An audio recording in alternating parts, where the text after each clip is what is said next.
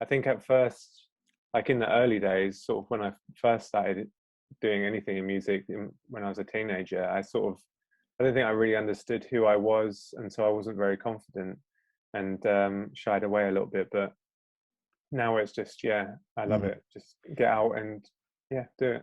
Yeah, that's brilliant. Because I know you started your career as a concert promoter, didn't you, in Norwich for a while? Yeah, yeah. Yeah. How was that for That you?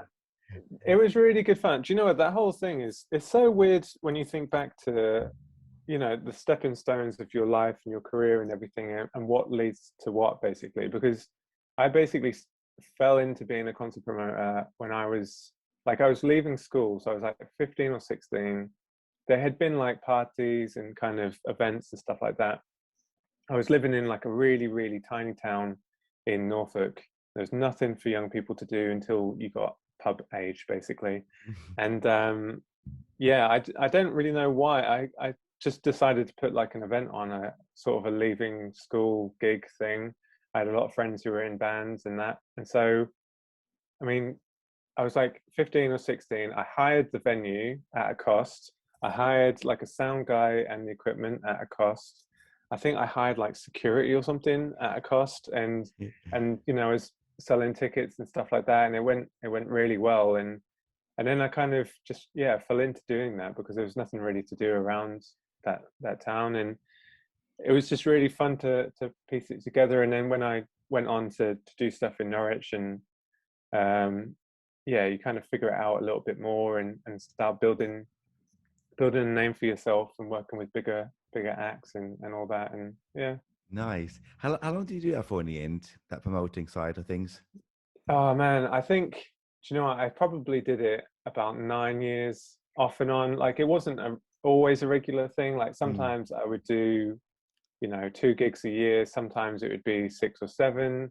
mm. Um, and yeah, I'd say probably about 9 years.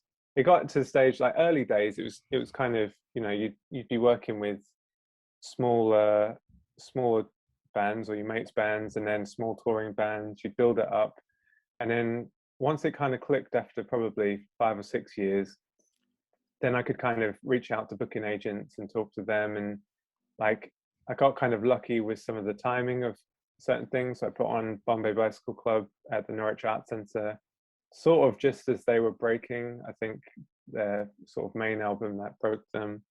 Um, yeah, that and Wild Beasts and Ugly Duckling from America, and all that kind of stuff. It's weird, yeah, how it kind of progresses and all that. And I was doing other things at the same time as well, like a bit of touring and this and that as well. I know that I could get into those things as well, actually. Because what was it like to work with people like Bombay Bicycle Club and Ugly Duckling? How was it? What was it like to work with them? It was really, really fun. I think it's always a weird thing with being a promoter, and I haven't been a promoter for, yeah, probably 9 or 10 years now as well. But it's always a really weird thing because I loved their music, both Ugly Duckling and Bombay Bicycle Club and Wild Beast. But Mhm. it's such a strange thing that you book everything up. You don't really have any kind of correspondence with the band itself until the day that you're there.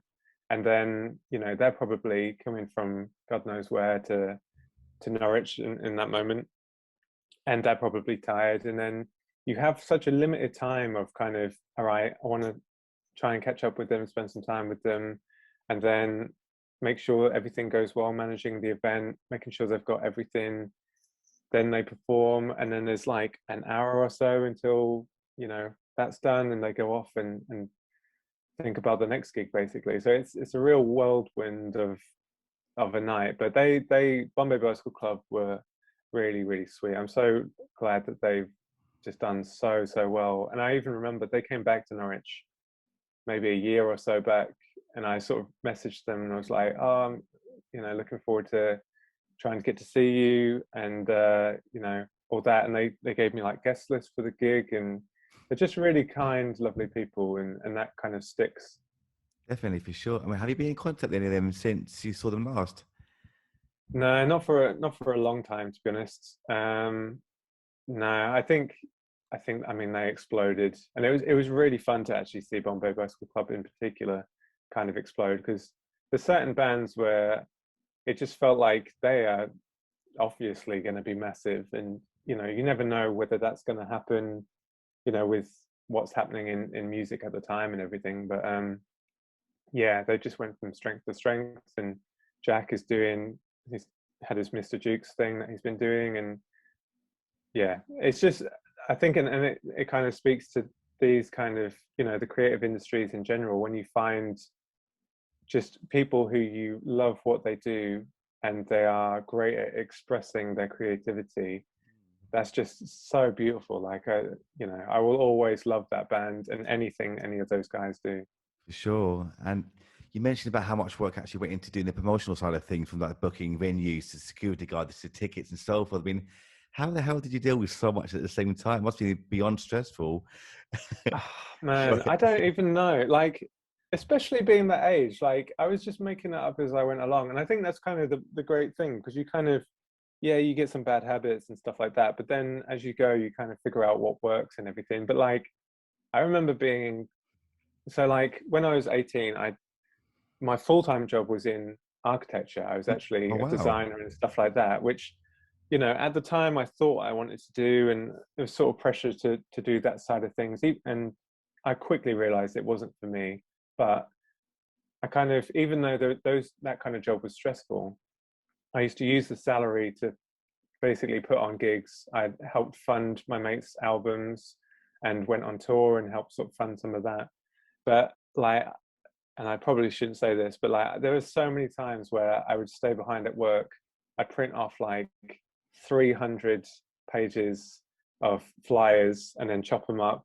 And then like in the dead of the night, I would go around and I'd sort of staple them up around like Wow. Norwich and nearby, like trying not to get caught. And I'd go to like similar gigs of like whatever I was putting on at the time, and I'd stand out afterwards and I'd chat to people, and I got confident that way, just, you know, as a salesman basically, Mm. kind of, you know, you like this music, you're here tonight, you'll really love this is, you know. And I met a lot of people that way actually. Even some of like my closest friends now, I, you know, I know them all because of music. So Yeah. yeah, it's, You know, I'll have to ask actually if it really helps you with your social skills, your confidence to actually sell things as well. I think so, yeah. I Yeah. mean, at the time I don't think, you know, I probably didn't think too much of it, but like looking back now, it's all kind of understanding yourself, it's all understanding communication, and kind of, because I think, because I've always been such a passionate music fan of like nearly all genre basically. And yeah, it was kind of like, all right, what, and you know, when I went to university I kind of figured out like semiotics and how to, you know, what stands out, what makes things certain genres and stuff like that.